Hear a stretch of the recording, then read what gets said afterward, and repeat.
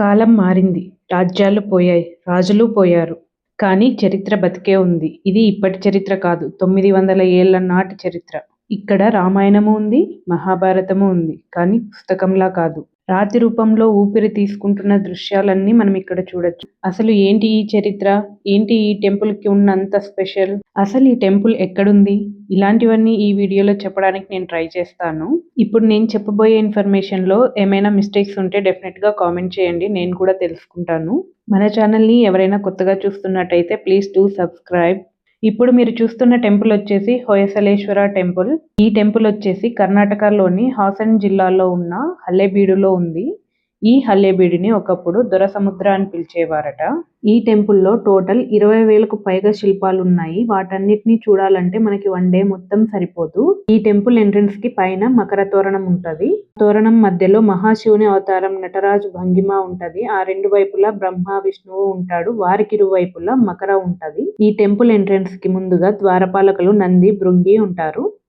Present ఇప్పుడు మీరు చూస్తున్నారు కదా, ఇది వచ్చేసి ఈ టెంపుల్ కి వన్ ఆఫ్ ద హైలైట్ అనే చెప్పాలి.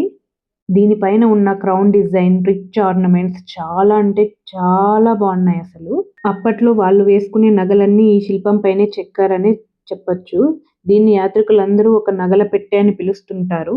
మీరే చూస్తున్నారు కదా ఇక్కడ ఎంత డీటెయిల్ గా చెక్కినారంటే అసలు మనం చేత్తో చేసిండేది అని మనకే డౌట్ వస్తది. అప్పట్లో ఎలాంటి మిషన్స్ లేవు, అంతా హ్యాండ్ మేడే అన్నమాట.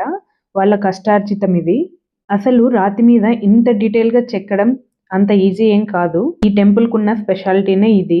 ఈ టెంపుల్ ని మొత్తం సోప్ స్టోన్ తోనే చేశారు. సోప్ స్టోన్ అంటే సబ్బురాయి అంటారు.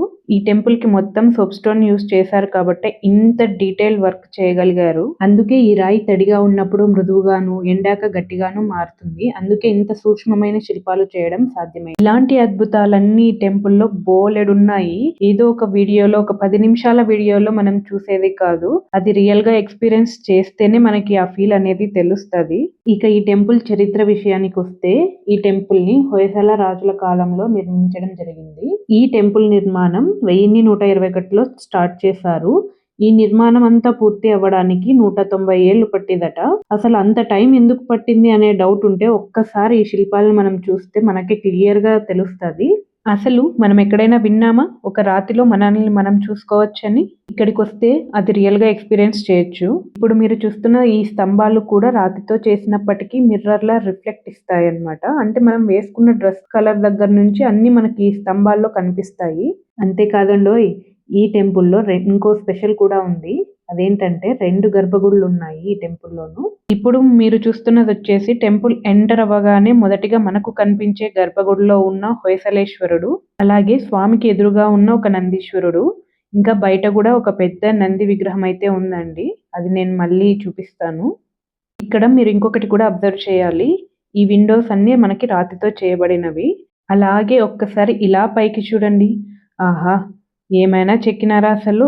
ఇంత సోప్ స్టోన్ యూస్ చేసినా కూడా చేతితో మరీ ఇంత డీటెయిలింగ్ గా వర్క్ చేయడం అంటే అసలు నిజంగా మాటల్లో చెప్పలేము. అది జస్ట్ మనం ఇక్కడ చూసి ఎక్స్పీరియన్స్ అవ్వాలి. అంత బాగున్నాయి. ఒకదానికి మించి ఒకటి ఉన్నాయి. ఈ టెంపుల్ చూశాక అద్భుతం అనే మాట కూడా చాలా చిన్నదిగా అనిపిస్తుంది. ఇప్పుడు మీరు చూస్తున్న ఈ స్తంభాలు కూడా అన్నీ ఒకేలాగే లేవు ఈ టెంపుల్లోను. అది కూడా మీరు ఇక్కడ అబ్జర్వ్ చేయాలి. ఒక్కోటి ఒక్కో షేప్ లో ఉన్నాయి. అసలు ఎంత టైం పట్టిందో కదా ఇవన్నీ చేయడానికి వాళ్ళకి. ఇది మన పూర్వీకుల కష్టార్జితం. వాళ్ళు మన కోసం వదిలి వెళ్ళిన గొప్ప సంపద ఇది. వీటిని కాపాడుకోవడం మన రెస్పాన్సిబిలిటీ. ఇప్పటి వరకు మనం టెంపుల్ ఎంట్రన్స్ లో ఉన్న మొదటి గర్భగుడిని చూసాం కదా, ఇప్పుడు 2వ గర్భగుడిని చూద్దాం రండి. ఇలాగే ముందుకొస్తే రాజు భార్య అయిన శాంతలాదేవి పేరు మీద శాంతలేశ్వరుడిని మనం దర్శనం చేసుకోవచ్చు. ఒకటేమో రాజు పేరు మీద ఉన్న హొయసలేశ్వరుడు, ఇంకొకటి ఆయన భార్య పేరు మీద ఉన్న శాంతలేశ్వరుడు. ఇవన్నీ హొయసల రాజ్యానికి ప్రతీక. ఈ టెంపుల్ ని విజిట్ చేయడానికి ఎవరైనా వచ్చే వాళ్ళు ఉంటే డెఫినెట్ గా గైడ్ ని మాట్లాడుకోండి. ఎందుకంటే ప్రతిదీ వాళ్ళు క్లియర్ గా ఎక్స్ప్లెయిన్ చేస్తారు. మనం చూసేదానికన్నా వాళ్ళు చెప్పేటప్పుడు మనం తెలుసుకునే విషయాలు చాలా ఉన్నాయి. ప్రజెంట్ నేనైతే గైడ్ ని తీసుకోలేదండి. కానీ గైడ్ చెప్పే విషయాలు కొన్ని నేను క్యాప్చర్ చేశాను. అంటే వేరే వాళ్ళకి చెప్తుంటారు కదా, అప్పుడు మేము కూడా కొన్ని విన్నాము. అవే కొన్ని క్యాప్చర్ చేశానండి. అవి నేను ఇక్కడ మీకు చూపిస్తాను. ప్రజెంట్ మీరు ఇక్కడ చూస్తున్నది వచ్చేసి మనం టెంపుల్ లోపల నుండి చూసుకుంటూ వచ్చాం కదా, ఇప్పుడు మళ్ళీ మనం బయటకు వచ్చేసాము. ఇది బయట సైడ్ అన్నమాట. ఈ టెంపుల్ మొత్తం ఒక స్టార్ షేప్‌లో డిజైన్ చేశారండి. ఇక్కడ మీరు చూడొచ్చు, చాలా బాగున్నాయి అసలు. వీటికి ప్రతి ఒక్కటి చాలా డీటెయిల్‌గా చేశారండి. ఇక్కడున్న ప్రతి ఒక్క శిల్పం వెనుక ఉన్న స్టోరీ తెలుసుకోవాలంటే మనకి కంప్లీట్‌గా వన్ డే అస్సలు సరిపోదు. ప్రతి దానికి ఒక స్టోరీ ఉంటది. అది చిన్న శిల్పం దగ్గర నుంచి పెద్ద శిల్పం వరకు ప్రతి ఒక్క శిల్పంకి ఒక స్టోరీ అనేది డెఫినెట్‌గా ఉంది. బయటున్న ఈ గోడలన్నిటిని గమనిస్తే మనము కింద నుంచి పైన వరుస వరకు శిల్పాల పొరలైతే కనిపిస్తాయి. ఇక్కడ మీకు చూపిస్తున్నాను కదా. మొదట వచ్చేసి ఏనుగులు. ఏనుగులు వచ్చేసి బలానికి, స్థిరత్వానికి ప్రతీక. దాని మీద సింహాలు ధైర్యానికి గుర్తు. దాని తర్వాత గుర్రాలు. ఈ గుర్రాలు వచ్చేసి వేగానికి, యుద్ధ శక్తికి ప్రతీక. ఆ తర్వాత పుష్పాలున్నాయి, వృక్షాలున్నాయి. అంతేకాదు దేవతలు, ఇతిహాస కథలు కూడా మనకి ఇక్కడ కనిపిస్తాయి. ఒక గైడ్‌ని మనం మాట్లాడుకున్నాము అంటే వాళ్ళన్నీ చాలా క్లియర్‌గా ఎక్స్‌ప్లెయిన్ చేస్తారండి. ఇప్పుడు నేను మీకు కొన్ని వినిపిస్తాను. ರಾವಣ ತನ್ನ ತಾಯಿಗೋಸ್ಕರ ಆತ್ಮಲಿಂಗತ್ವಕ್ಕೋಸ್ಕರ ಶಿವನ ಕುರಿತು ಎಷ್ಟು ಘೋರ ತಪಸ್ಸಲ್ಲಿ ಶಿವ ಪ್ರತ್ಯಕ್ಷ ಆದನು. ಆ ಸಿಟ್ಟಿಗೆ ಮುಂತಾನೆ ಕೈಲಾಸ ಪರ್ವತವನ್ನು ಮೇಲಿಗೆ ಅದು ಕೈಲಾಸ ಪರ್ವತ ತೋರಿಸೋಕೆ ಶಿವ, ಪಾರ್ವತಿ, ವಿಷ್ಣು, ಲಕ್ಷ್ಮಿ, ಬ್ರಹ್ಮ, ಸರಸ್ವತಿ. ರಾವಣ ನೋಡಿ ಇಡೀ ತ್ರಿಮೂರ್ತಿಯಲ್ಲಿ ನಾನು ಮೇಲಕ್ಕೆತ್ತಿ ಅಂತ ಅಹಂಕಾರ ಮಾಡ್ತಾನೆ. ಅಹಂಕಾರ ಮಾಡಿದ್ರೆ ಶಿವ ನೋಡಿ ಏಳು ಪ್ರಾಣಿಗಳ ದೇಹ ಇದೆ. ಹಂಸ ಪಕ್ಷಿ ಇದೆ, ಬ್ರಹ್ಮಣವಾದ ಹಂಸ ಇದೆ. ವಿವಿಧ ನರ್ತನಗಳು, ವಾದ್ಯವಸ್ತುಗಳು, ಆ ಕೊನೆಯ ಸಲಲ್ಲಿ ಮಧ್ಯ ಮಧ್ಯೆ ಕೆಲವು ಕಾಮಸೂತ್ರಗಳಿವೆ. ಆದ ನಂತರ ಗಾಳಿ ಬೆಳಕಿಗೋಸ್ಕರ ವೆಂಟಿಲೇಷನ್. ಈ 6ನೇ ಸಲದ ಸ್ಟೋರಿ ಲೈನ್ ಅಂತ ಹೇಳಿದ್ರಲ್ಲ, ಇಲ್ಲಿ ಸಮುದ್ರ ಕಡಿತಾರೆ, ಅಮೃತ ಪಡಲಿಕ್ಕೆ ಸಾಗರ ಕಡಿಯುವಾಗ ವಾಸುಕಿ ಸರ್ಪವನ್ನು ಮಂದಹಾರ ಪರ್ವತ ಕಡಗೋಲ ಬಯಸ್ತಾರೆ. ಅವರು ಕಡಲಿಕ್ಕೆ ಪ್ರಾರಂಭ ಮಾಡಿದಾಗ ಮಂದಹಾರ ಪರ್ವತ ನೀರಿಗೆ ಮುಳುಗಿಕ್ಕೆ ಬಿಡುತ್ತೆ. ಅಲ್ಲಿ ಯಾವುದೇ ಸಪೋರ್ಟ್ ಇರಲ್ಲ. ಇದು ವಿಷ್ಣು ಆಮೇಲೆ ರೂಪದಲ್ಲಿ ಬಂದು ಅದನ್ನ ಮೇಲೆ ಬಿಡ್ತಾನೆ. ಇದನ್ನ ಪೂರ್ಣ ಅವತಾರ, ವಿಷ್ಣುವಿನ 2ನೇ ಅವತಾರ. ಇಲ್ಲೊಂದು ನೀತಿ ಕಥೆ ಇದೆ. ಕಥೆ ಹೇಳ್ತಾರೆ ನೋಡು. ಮದ್ಯಪಾನ ಕುಡಿತಾರಲ್ಲ, ಮೊದಲು ಕುಡಿತಾ ಇದ್ರು ಸುರಪಾನನ. ಅವರು ಸುರಪಾನ ಕಲೆಕ್ಟ್ ಮಾಡ್ತಿದ್ದು ಈಚಿನ ಮರದಿಂದ, ತೆಂಗಿನ ಮರದಿಂದ, ದೈನೆ ಮರದಿಂದ. ಅವುಗಳನ್ನ ಕಲೆಕ್ಟ್ ಮಾಡಿ ಗಡಿಗೆಯಲ್ಲಿ ತುಂಬಿಡೋದು. ಚಿಕ್ಕ ಗಡಿಗೆ ಇದೆ. ಎಡಭಾಗದಲ್ಲಿ ಒಂದು ಹಾವು ಕೂಡ ಎಡೆ ಬಿಚ್ಚಿದೆ. ಅದರ ಮೇಲೆ ಒಂದು ಪಕ್ಷಿ ಕುಳಿತು ಕುಡಿತಾ ಇದೆ. ಪಕ್ಕದಲ್ಲಿ ರಾಕ್ಷಸ ಗುರು ಶುಕ್ರಾಚಾರ್ಯರು ತಪಸ್ಸಿ ಕುಡಿತಾರೆ. ತಪಸ್ಸಿನ ನಂತರ ಅವರು ಅದು ಕುಡಿತಾ ಇದ್ರು. ಅವರಿಗಿಂತ ಮುಂಚೆ ನಾವು ನೋಡ್ಲಿಕ್ಕೆ ಹೋದ್ರೆ ಗಡಿಗೆ ಮೇಲೆ ಒಂದು ಪಕ್ಷಿ ಕುಳಿತು ಹನಿರುತ್ತು ಕುಡಿತಾ ಇದೆ. ಇದರಲ್ಲಿ ಶಿಲ್ಪಿದಾದಂತ ಅರ್ಥ ಇದೆ. ಮದ್ಯಪಾನ ನಾವು ತಿಳ್ಕೊಂಡಿರೋ ಮಟ್ಟಿಗೆ ಅದು ಅಷ್ಟೊಂದು ಕೆಟ್ಟದಲ್ಲ ಅನ್ನೋದು ತೋರಿಸ್ತದೆ. ಅದು ಎಷ್ಟು ತಗೊಬಹುದು ಅನ್ನೋದು ವಿಶೇಷವಾಗಿ ತೋರಿಸಿದ್ರೆ ಈ ಪಕ್ಷಿ ಹೆಚ್ಚು ಅಂದ್ರೆ ಒಂದು ಹನಿ ಕುಡಿಯುತ್ತೆ. ಅಷ್ಟಿದ್ದಾಗ ಅದು ಕೂಡ ನಮ್ಮ ಆರೋಗ್ಯ ದೃಷ್ಟಿಯಲ್ಲಿ ಔಷಧಿ ಆಗಿದೆ. ಸ್ವಲ್ಪ ಜಾಸ್ತಿ ಆದರೂ ಕೂಡ ವಿಷ ಆಗುತ್ತೆ. ಅದರ ಗುರ್ತಿಗೆ ಹಾವು ತೋರಿಸಿದೆ. ಯಾವುದೇ ವಸ್ತು ಕೂಡ ಕೆಟ್ಟದಲ್ಲ, ನಾವು ಬಳಸುವ ರೀತಿ ಅದು ಕೆಟ್ಟದಾಗುತ್ತೆ. ಇದು ಮಾರಲ್ ಸ್ಟೋರಿ. గైడ్ చెప్పిండేది పూర్తిగా విన్నారు కదా. ఇక్కడ రామాయణ మహాభారతాలు కూడా చాలా చాలా అద్భుతంగా చెక్కారండి. అసలు ఈ టెంపుల్ గురించి ఎంత చెప్పినా, ఏం చెప్పినా చాలా తక్కువ అనిపిస్తది. అంత ప్రతి చిన్న విగ్రహానికి కూడా చాలా స్టోరీ ఉంటది. అంత డీటెయిల్‌గా చెక్కారు. ఇక్కడ చూస్తే మనం నందీశ్వరుని చూడొచ్చు. ఇక్కడ ఈ నంది విగ్రహానికి చేసిన జ్యువెలరీ చాలా నీట్ అండ్ క్లియర్‌గా మనకు కనిపిస్తది. ఈ నంది విగ్రహాలు కూడా 2 ఉన్నాయండి. ఒకటి హొయసలేశ్వరునికి, ఒకటి శాంతలేశ్వరునికి. ఇదంతా మనం ఔట్ సైడ్ లుక్ అన్నమాట. చూడటానికి చాలా పీస్‌ఫుల్‌గా, బ్యూటిఫుల్‌గా ఉంటది. అంతేకాదు నేను ఇక్కడ ఇంకొకటి కూడా అబ్జర్వ్ చేశాను. ఇంత పెద్ద ప్లేస్‌లో ఎక్కడా గాని ఒక చిన్న వేస్ట్ పేపర్ గాని, వేస్ట్ కవర్ గాని పడిపోవడం నేను అసలు ఎక్కడ చూడలేదు. ఈ టెంపుల్ మొత్తం అంత నీట్‌గా పెట్టారండి. టెంపుల్ మాత్రం చాలా నీట్‌గా మెయింటైన్ చేస్తున్నారు. ఇక్కడ నేను మీకు ఒక చిన్న టాపిక్ చెప్పడం మర్చిపోయాను. ఈ హొయసలాస్ నిర్మించిన టెంపుల్స్‌లో ప్రెజెంట్ 92 టెంపుల్స్ ఉన్నాయి. వీటిలో ప్రెజెంట్ 3 టెంపుల్‌లు వరల్డ్ హెరిటేజ్ సైట్స్‌గా గుర్తించారు.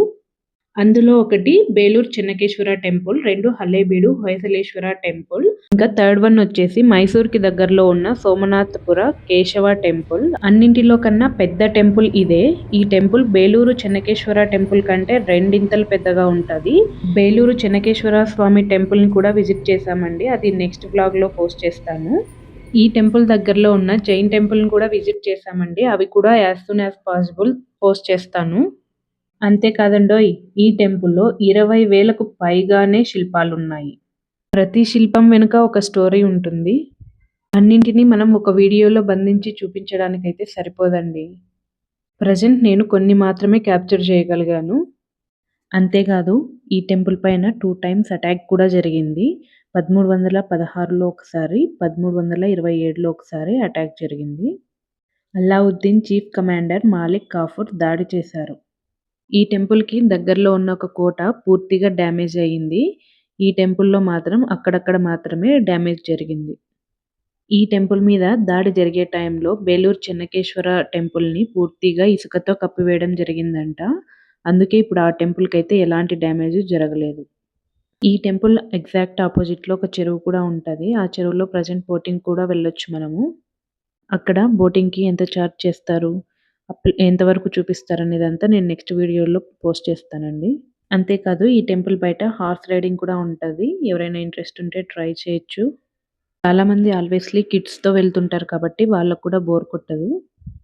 చాలామంది అదర్ కంట్రీస్‌లో అవి చూడాలి, ఇవి చూడాలని ఎక్కడెక్కడో తిరుగుతూ ఉంటారు గదా! మన ఇండియాలోనే మనం చూడాల్సిన ప్లేసెస్ ఇలాంటి ప్లేసెస్ చాలానే ఉంటాయి. జస్ట్ మనం గూగుల్‌లో సెర్చ్ చేయాలి అంతేను. మన లైఫ్‌లో డెఫినెట్‌గా ఒక్కసారైనా ఇలాంటి ప్లేసెస్‌కైతే విజిట్ చేయాలండి. మీరేమంటారు? కామెంట్ చేసేయండి. ఇప్పుడు మీరు చూస్తున్నదొచ్చేసి హొయలేశ్వర టెంపుల్ దగ్గర నుంచి ఇలాగే స్ట్రెయిట్‌గొస్తే నగరేశ్వర టెంపుల్ కాంప్లెక్స్ ఉంటాది. ప్రెజెంట్ మీరు చూస్తున్న వచ్చేసి టెంపుల్ నుంచి తీసిన శిల్ప భాగాలు, స్తంభాలు, అలంకార శిలాపలకలు, దేవతామూర్తుల చెక్కు చిత్రాలు ఇవన్నీ మనం ఇక్కడ చూడొచ్చు. ఇవి విరిగిపోయినప్పటికీ శిల్పాలపై ఉన్న నైపుణ్యం ఇప్పటికీ చెక్కు చెదరలేదు. అలాగే ఇంకొంచెం ఇలా పక్కనకొస్తే ఇక్కడ మీరు చూస్తున్నది వచ్చేసి విశ్వేశ్వర టెంపుల్. ఈ టెంపుల్ పూర్తిగా పడిపోకుండా ఇలా కడ్డీలు సపోర్ట్ అయితే పెట్టారు. ఇక్కడ మీకు కనిపిస్తున్న ఈ చెరువులోనే మేము బోటింగ్ కూడా వెళ్ళాము. ఇవేనండి ఈ టెంపుల్ విశేషాలు. ఈ టెంపుల్ గురించి నేను చెప్పనివి మీకు తెలిసిండేటివి ఏమైనా ఉంటే కామెంట్ చేసేయండి. నెక్స్ట్ ఇక్కడ మేము ఈ టెంపుల్ చూసేదంతా అయిపోతానే బోటింగ్‌కి వెళ్ళి ఒక రెస్టారెంట్‌కి అయితే వెళ్ళాము. అక్కడ నా ఎక్స్‌పీరియన్స్ ఏంటి, ఎలా ఉంది అనేదంతా నేను నెక్స్ట్ వీడియోలో పోస్ట్ చేస్తాను. ఇలా బయటికొస్తే ఇక్కడ చూసారా మీరు ఈ షాపింగ్‌వి. ఇవన్నీ టోటల్ స్టోన్‌తోనే చేసిండేటివి. అంటే మనం ఇంట్లో యూజ్ చేసుకునేటివి రోళ్ళు, వినాయకుడు విగ్రహాలు, బుద్ధుడి విగ్రహాలు ఇలాంటివన్నీ ఉన్నాయి ఇక్కడ. చాలా చిన్న రోళ్ళ దగ్గర నుంచి పెద్ద రోళ్ళ వరకు అన్నీ మనకిక్కడ దొరుకుతాయి. ఇదంతా పార్కింగ్ ఏరియా. కార్లు, బస్సులు ఏవొచ్చినా కూడా పార్కింగ్‌కి అయితే అసలు ఎలాంటి ఇబ్బంది లేదు. ఈ టెంపుల్ విజిట్ చేయడానికి మెయిన్ రీజన్ మా బాబు అక్షరాభ్యాసం. అసలు అక్షరాభ్యాసానికి ఎక్కడికి వెళ్ళాము, ఏంటి అనేది ఈ బ్లాగ్ చూసాక ఎవరైనా గెస్ చేయగలిగితే కామెంట్ చేసేయండి. ఫైనల్‌గా లైక్ అండ్ సబ్స్క్రైబ్ మర్చిపోకండి.